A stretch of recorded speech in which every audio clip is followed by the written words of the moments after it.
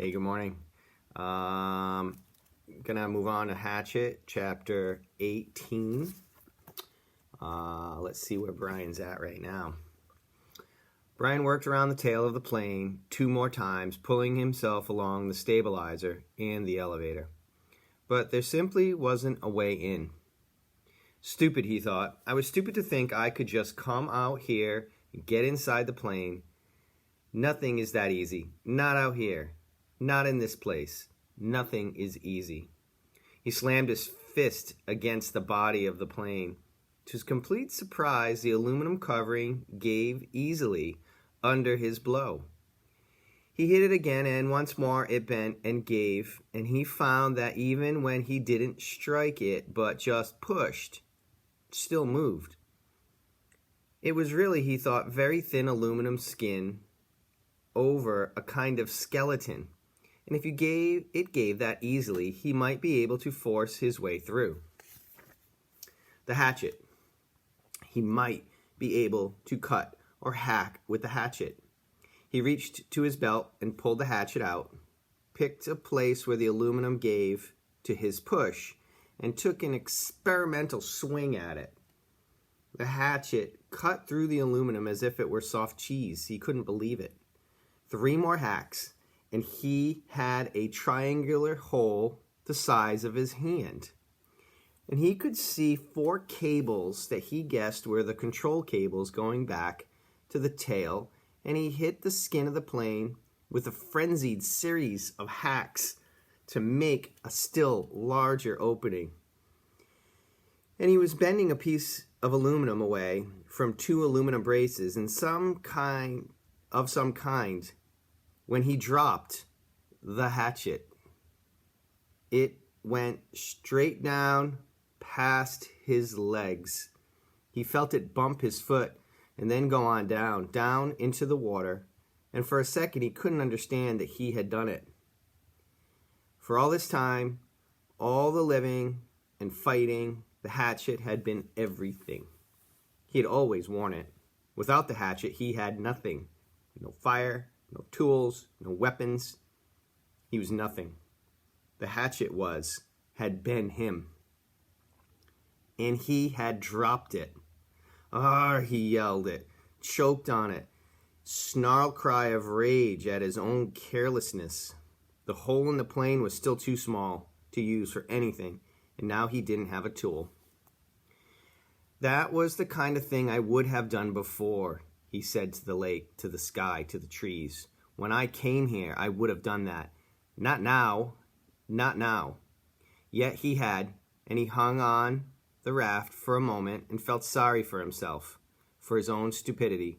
But as before, the self-pity didn't help, and he knew that he had only one course of action. He had to get the hatchet back. He had to dive and get it back. But how deep was it? In the deep end of the gym pool at school, he had no trouble getting to the bottom, and that was, he was pretty sure, about 11 feet. Here it was impossible to know the exact depth.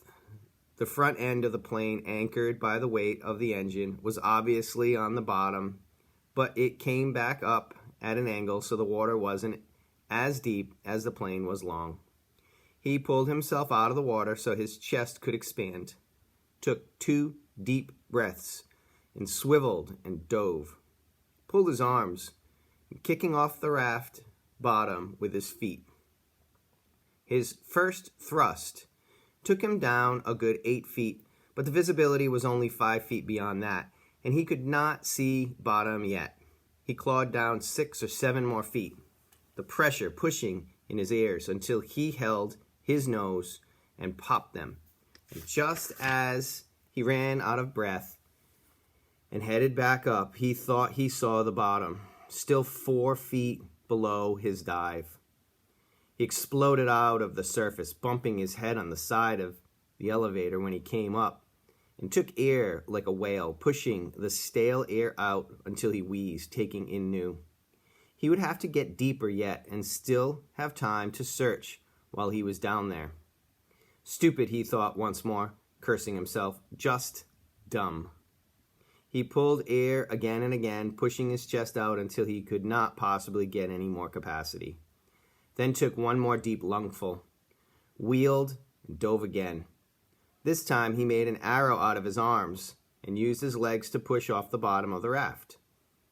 All he had in his legs to spring snap and propel him down. As soon as he felt himself slowing a bit, he started raking back with his arms at his sides, like paddles, and thrusting with his legs like a frog. And this time he was so successful that he ran his face into the bottom mud. He shook his head to clear his eyes and looked around. The plane disappeared out and down in front of him. He thought he could see the windows, and that made him think again of the pilot sitting inside, and he forced his thoughts from it.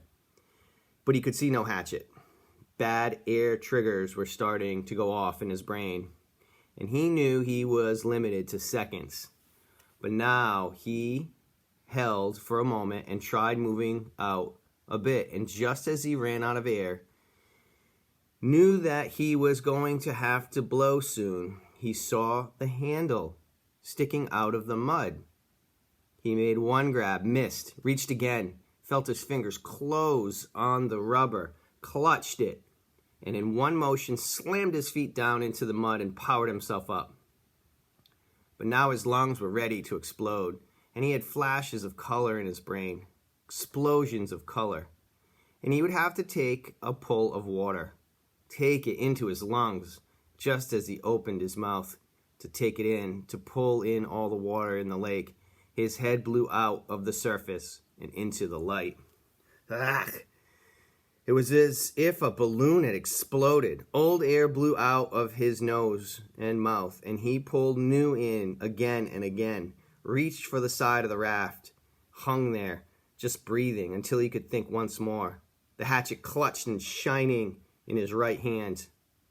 All right, the plane. Still the plane. He went back to the hole in the fuselage and began to chop and cut again, peeling the aluminum skin off in pieces. It was slow going because he was careful, very careful with the hatchet, but he hacked and pulled until he had opened a hole large enough to pull his head and shoulders in and looked down into the water. It was very dark inside the fuselage, and he could see nothing, certainly no sign of the survival pack. There were some small pieces and bits of paper floating on the surface inside the plane. Dirt from the floor of the plane that had floated up, but nothing substantial. Well, he thought, did you expect it to be easy? So easy that way? Just open her up and get the pack, right? He would have to open it more, much more, so he could poke down inside and see what he could find. The survival pack had been a zippered nylon bag or perhaps canvas of some kind, and he thought it had been red. Or was it gray? Well, that didn't matter. It must have been moved when the plane crashed, and it might be jammed down under something else. He started chopping again, cutting the aluminum away in small triangles, putting each one on the raft as he chopped. He could never throw anything away again, he thought, because they might be useful later. Bits of metal, fish arrowheads, or lures maybe. And when he finally finished again, he had cleaned away the whole side of the top of the fuselage and stuck out of the water, had cut down into the water as far as he could reach, and had a hole almost as big as he was, except that it was crossed and crisscrossed with aluminum, or it might be steel. He couldn't tell.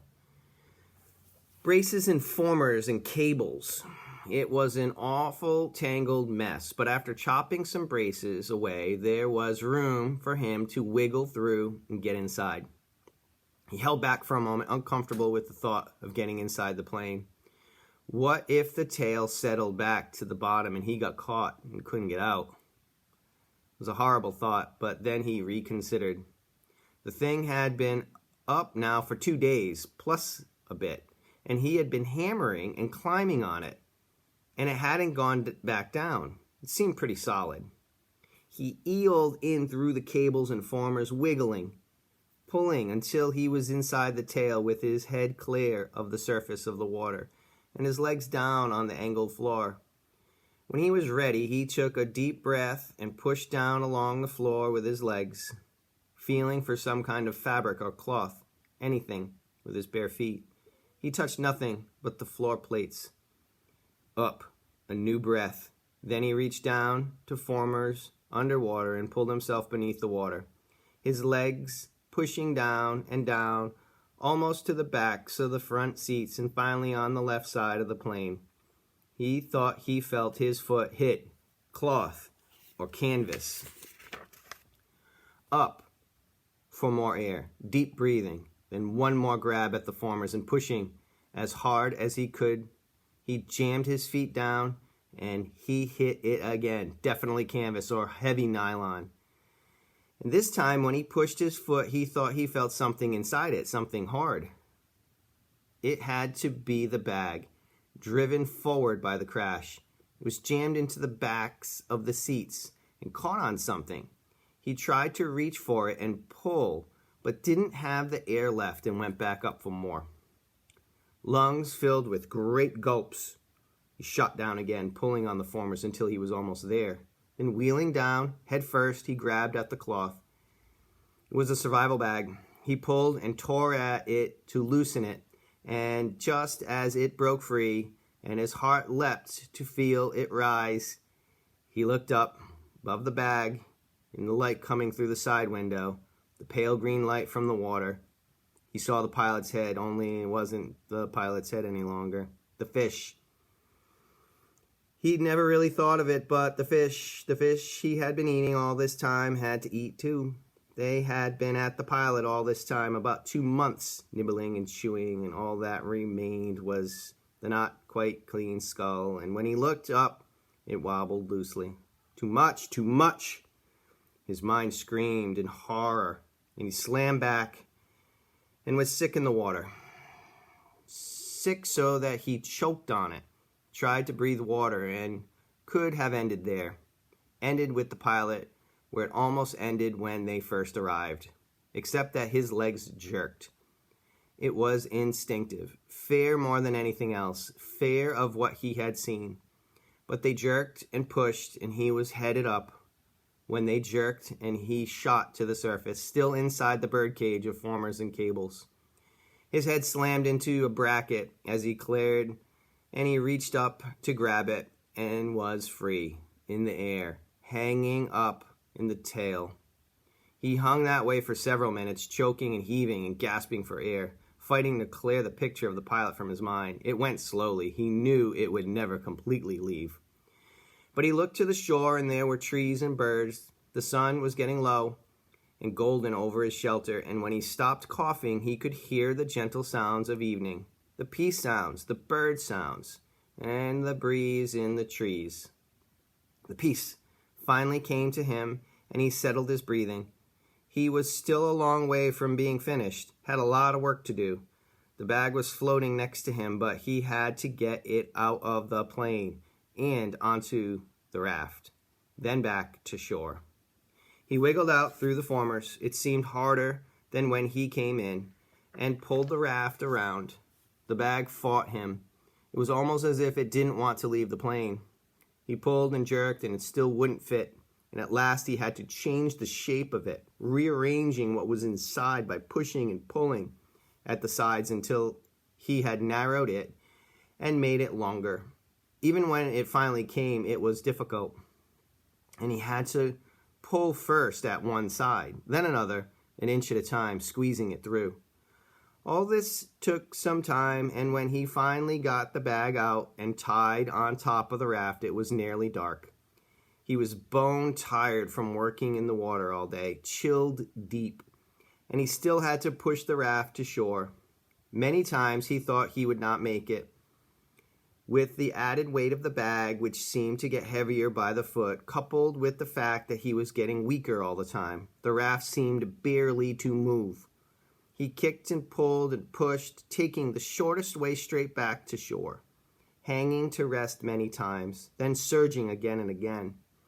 It seemed to take forever, and when at last his feet hit bottom and he could push against the mud and slide the raft into the shore weeds to bump against, the bank. He was so weak he couldn't stand, had to crawl. So tired he didn't even notice the mosquitoes that tore into him like a gray, angry cloud. He had done it. That's all he could think of now. He had done it. He turned and sat on the bank with his legs in the water and pulled the bag ashore and began the long drag. He couldn't lift it back down to the shoreline to his shelter. 2 hours, almost 3, he dragged and stumbled in the dark, brushing the mosquitoes away, sometimes on his feet, more often on his knees, finally to drop across the bag and to sleep when he made the sand in front of the doorway. He had done it. All right. Thanks, guys. See you later.